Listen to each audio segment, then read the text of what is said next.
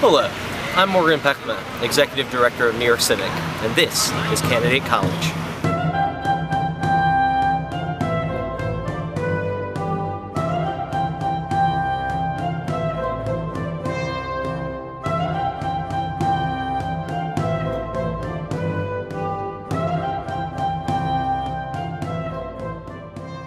It is often said that those who can't do, teach. Well, not in this episode. Today, I sit down with 4 great elected officials from New York City talking about what they did to get elected. I hope you enjoy. I'm very pleased to welcome our next panel, our elected officials panel, talking about how they successfully became elected officials. I'm joined by Senator Gustavo Rivera, Councilmember Eric Ulrich, Democratic District Leader Lincoln Restler, and Councilmember Letitia James. And rather than taking the time to introduce the panel right now, I'd like to just talk to them about their own stories, as these are critical for you as future candidates. So, Senator Rivera, what possessed you to run for office in the first place, and what was your path to the Senate? If you would ask my students, I actually teach college. I've taught college since 1999, 3 years after college and about 7 years at Pace University. You ask my students during all that time whether ever I would run for public office, they would all tell you that on the record I told every single one of them that I never would. I looked them all in the face and I meant it. When I said it, I was always meaning to be someone that worked in government and certainly in politics, but getting other folks elected. Always seeing myself as the infantry of the Democratic Party, if you will. And I know this is not partisan, but certainly I am not. So, but I did not envision myself as a candidate. To make a long and complicated story very short, it had everything to do with the guy who was there before me, whose name I continue to forget. The core of my political experience was working in the Democratic Conference to become the majority in the state Senate. And I see one of my very good friends and colleagues, Doug Ferrand, who was actually my boss for a time there. Oh, and obviously Liz Kruger, who is in the back, who has been my friend, and please give her a round of applause. She definitely deserves a round all by herself. She's been a friend and a colleague and a mentor, one of the first people that I actually called to tell her I was running. And I remember she said, if it's the only thing that's going to make you stop calling me Senator Kruger and start calling me Liz, then so be it. But again, because I know we have other folks, but the core is the following. I worked for years to make sure that we would get to the majority in the Democratic Conference, because I believe, as a progressive and a liberal and as a Democrat, that those values should drive policy, and that policy would be more positive for the state of New York. And we can have a debate about what those values and what that leads to as far as policy, but as far as I'm concerned, we needed to take the majority. We did, and then I call him Mr. Past Tense, Captain Knucklehead, the dude whose name I do not remember or speak of. When he did what he did in 2009, I've been living in the Bronx since 2000. And I felt compelled to make sure I was part of making sure that he was not around anymore. And after a period of trying to look for someone, as I had done in the past as a member of the Democratic Conference and working as an operative to get other folks elected, trying to look for someone to do it. And that person, it didn't really work out. I kind of got to a point that I realized that to be able to defeat this guy, he needed to be out of the Senate, he needed to be just out of the Bronx. Not that he ever lived in the Bronx, but anyway, I decided that I needed to do it. And so I resigned from Senator Gillibrand's office. I made a couple of calls to my friends and family, then to Liz, and the rest is history. So that's in a very short, a couple of minutes. That's the reason I'm here, is because I felt compelled to run. And just to finalize, just so you brief history of the district that I represent, the 33rd District in the Northwest Bronx. First person represented Easy Ruiz went to jail. Second person that represented Stephen Gonzalez is in jail. Third person, that dude who I keep forgetting. He's on his way. He's on his way. Perhaps. And in my case, I will be visiting jails and prisons on a regular basis. Wait for it. In my position as ranking member of the Crime Victims, Crimes and Corrections Committee in the Senate. So in my official capacity, I will be visiting jails and not staying. So the point here is that that's the history of representatives in the district that I am in right now. So I feel I think it's particularly important to make sure that I remain committed to the idea that my job is to work for the people that live in that district, the people of the Northwest Bronx, and they have not been served well before. So, that is why I'm here to do, and hopefully I will do so. Councilmember Ulrich? Yeah, same question, Councilmember. What possessed you to run for office in the first place? Possessed is a very strong word if you're a Catholic. I shouldn't use the word possessed because it's normally followed by exorcism. So Henry likes that. I have somewhat of a different background. I was elected in 2009 in a nonpartisan special election on February 24th. I was 24 years old at the time. I was not the favorite. I was definitely the underdog. There were several other candidates at the beginning, and in the end, not the end, but on election day, there were 4 left on the ballot. There were roughly 8,000 votes cast on a cold winter's day. There were 2 Democrats and 2 Republicans. My county organization, believe it or not, Republicans are not that much different than Democrats in that sometimes we are our own worst enemy. They eat the young, and they allowed a spoiler candidate to move into the district on Christmas Eve, spend $500,000 promoting his candidacy in an effort to split the vote so that would ensure my defeat. And he came in last place. He spent the most money and he came in last. That's probably the first lesson for people that are running for office, that money is absolutely important, it's absolutely necessary, but just because you raise and spend the most money doesn't guarantee that you're going to be the winner on election day. So that's number one. Getting back to the race. So there was a special election. What happened was my seat was held by Joe Adamo, who's now one of your good colleagues in the State Senate. And he defeated a long-time Republican member of the Senate, Surf Maltese.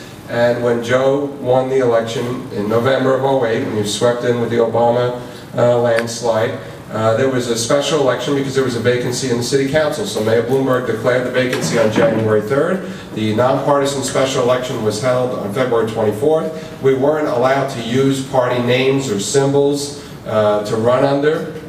Although because these districts are very small, everybody knew who the Democrats were and who the Republicans were. We had to come up with fictitious names. So I ran under the People First Party. Dr. Geraldine Chappie ran under the Community First Party. Lou Simon, I don't know what party he ran under. I still don't know sometimes, but Lou First Party, that's a good way of putting it. And then Mike Ricardo ran under the Voice of the People Party. So we ran under fictitious names. We had matching funds, so that was an advantage for grassroots candidates. And if you're thinking of running for office, maybe city office is a good place to start. We really worked our tails off. We really worked hard. When I asked Frank Padovan, who's also no longer in office, I said, how do you stay in Albany so long? You have such a democratic district, and you seem to win. You survived. Frank was like, 38. I mean, he survived that. He survived Watergate. He survived, he survived Clinton. He survived Iran-Contra. No, what I'm saying is that he survived the good times and the bad times. All these years he was in Albany, and he said, very simply, he said, there's no substitute for hard work. And then he walked away. And that was typical Frank, because he's sometimes very short with people. But best advice I ever got, there's no substitute for hard work. I remember on January 3rd, it was a Saturday, 2009, when Bloomberg signed the declaration declaring a special election, going out to Breezy Point that night and watching my frozen fingers knock on a door that night. It was pitch black, and if you think it's cold, on January 3rd in the city, try being, on the waterfront in Rockaway when it's 10 degrees colder. It must have been 5 degrees outside. Knocking on doors, people were answering the doors saying, "Are you crazy? What are you doing out there?" And I said, "I want to be your city councilman." They said, "Get in here. Of course I'll sign a petition." I think they just felt bad for me that I was out there. But it's true. We worked hard, we knocked on doors, we ID'd voters, we raised money. We didn't listen to the pundits or the experts. Everybody said I was too young, I didn't know what I was doing, I didn't have the experience, I didn't have enough money, I was just a kid. Then I won and I was just a fluke. and I had to deal with that for 7 or 8 months, and then I ran in November in a head-to-head with the guy who was supposed to win, according to the experts, the first time around, and we kicked his ass. We got 60, I got 60% of the vote. Not because I was the incumbent, not because we had the magic formula, but simply because we worked hard and we didn't take anything for granted. And the people saw that, and I think they responded to that. People recognize hard work, people recognize good intentions when they see it. If you have a good message, and you're sincere, and you want to do a good job, I think people, they'll be willing to take a chance on you. And they took a chance on me, just like they took a chance on you, and Tish, and all of us in some ways we broke the glass for a lot of people. Tish, in many ways, she won't say it about herself, but I'll say it, for young women, making it in politics. Thank you for calling me not coming from the clubhouse, winning an election on the Working Families Party line, a truly grassroots campaign, a remarkable campaign, and she's still breaking barriers for women today. Lincoln Restler, I follow everybody, by the way. I can tell you everybody's story. Lincoln not coming from the machine, defying the odds, beating the party bosses, and breaking, and now he's a he's a trailblazer for young people. Myself, doing what I did in Queens, and you running against a guy, I don't remember his name either, but in many ways, people defy the odds, and they're not miracles, they're just products of hard work and putting in the time and the energy to do it. So that's why we're here.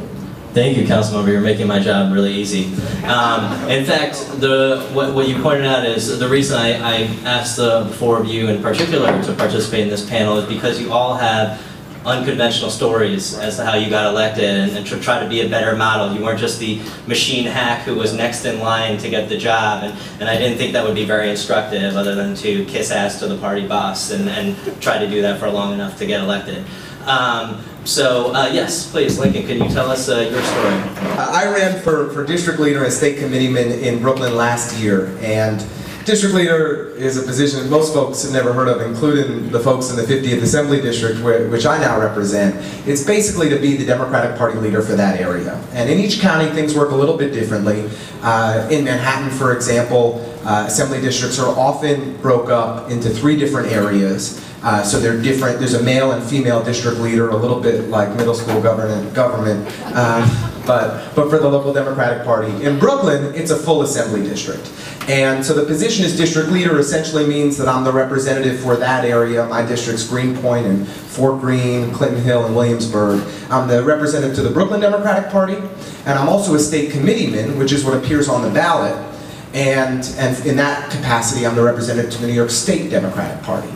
And in the district that I live, there had not been an election for district leader since the year after I was born.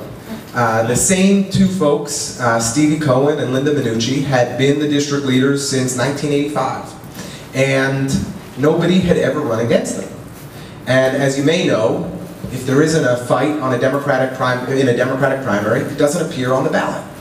So for the last 25 years, their names hadn't even appeared on a ballot. So neither of them lived in the district, and one was in downtown Brooklyn and the other one is in New Jersey, and we decided that it was time to shake things up. Now this district is directly adjacent to Vito Lopez's assembly district, the Brooklyn Democratic Party leader. And everybody that I know, and I think everybody pays attention to politics in Brooklyn, figured that this was his backyard. This is an area where Vito controls the show. And we decided that with some hard work, we could make things different. And to give you a little backstory on myself and where I was coming from in this race, I'm part of a group called New Kings Democrats. And we did a lot of work on the Obama campaign back in 2007 and 2008 in the New York State primary. And Brooklyn pulled in 49% of the vote for Obama in that primary, in no small part thanks to a lot of the grassroots organizing we were doing.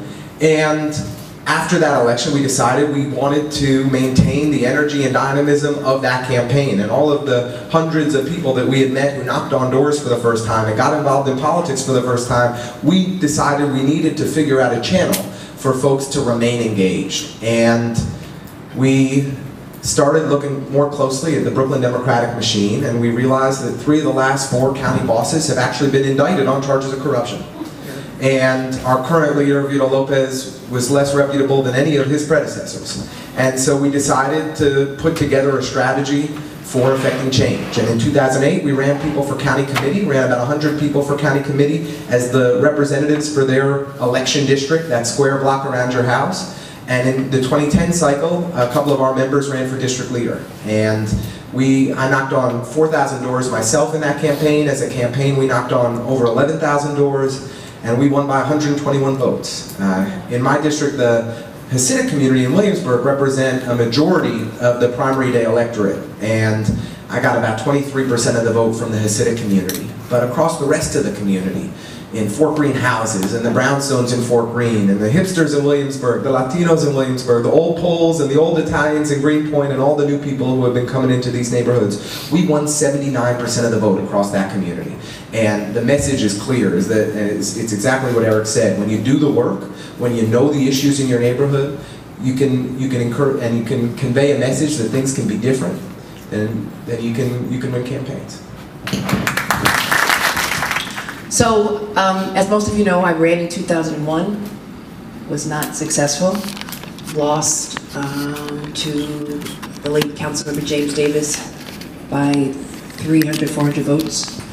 And as most of you know, James Davis was assassinated by an individual who lived in Fort Greene, who accompanied him into City Hall, and who unfortunately took out a gun during a meeting and shot him and killed him. As most of you know, at that time I was pursuing my master's at Columbia and wanted to respect the family, and decided at that point in time that I would not run.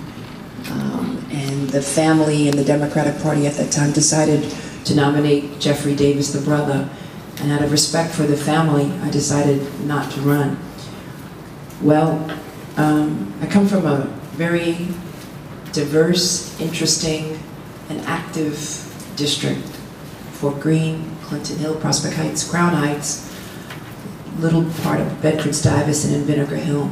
And I was sitting on my stoop reading a book, and a number of individuals approached me from the neighborhood and said, "You must run. You have to run. Because it's really not about you, it's about this district." And so I say all of that to say is that I volunteered in a wide range of causes throughout my life. As most of you know, I'm an attorney, a former public defender working for the Legal Aid Society. Legal Aid Society is part of my DNA and who I am as an individual. Worked in the Assembly for a number of elected officials, and then worked as an Assistant Attorney General. And all of my life, whether or not I'm in politics or not, who I am is someone who is committed to justice and equality for all. That's just who I am. And I am not married to politics. What I am married to is trying to improve the world in which we live, trying to improve the life of others and those who have been historically ignored. And so I just took that message throughout the neighborhood. And because I have worked in Fort Greene and in Clinton Hill, Prospect Heights, Crown Heights, doing a wide range of issues, and in Bedford-Stuyvesant, I knocked on hundreds and thousands of doors, and I talked about the crisis in affordable housing. I talked about the child care crisis. I talked about overdevelopment. I talked about the diversity. I talked about traffic calming, bicycle paths, lanes. I talked about everything. But I also prayed with a lot of people. I also talked about the sickness that a lot of them are experiencing. I talked about the fact that we need health care, a national health care policy. I talked about how we need a living wage. I talked about income disparity and disparity amongst people of color and obviously women, gender disparity. And so as a result of that, much to my surprise, I was elected to the City Council on the Working Families line. But my message here today is that I'm no different from any of you. There's nothing special about me. As Lincoln said, it's really about hard work and about building coalitions and about joining with people who might be different from you philosophically, politically, or otherwise. What I love about Lincoln, and the reason why I endorse Lincoln, is because Lincoln was the only candidate. Here, this kid with this mop of hair, with these glasses, walked into Ingersoll, Whitman, and Faraday Public Housing, African American and Latino. A lot of people have this, unfortunately have vilified residents of public housing. They've scared a lot of people. There's all these myths and stereotypes about people living in public housing. But this kid lived fearlessly. And that's how all of you should live. He walked into those public housing, embraced those people, saw the humanity in their eyes, and won them over. In fact, whenever I walk over there, they say, "Where's Lincoln?" He ate chicken with them, cornbread, collard greens, you name it. I walked over there one day, he was sitting down breaking bread with about 10 seniors who called him his child. It's about building coalitions with people who are different. When I ran, I didn't know the difference between a latke and a matzah. I know the difference now. I know all about Seder dinners. I even talk sometimes, they say, like my residents, my constituents from Crown Heights. It's about building coalitions and about knowing your community.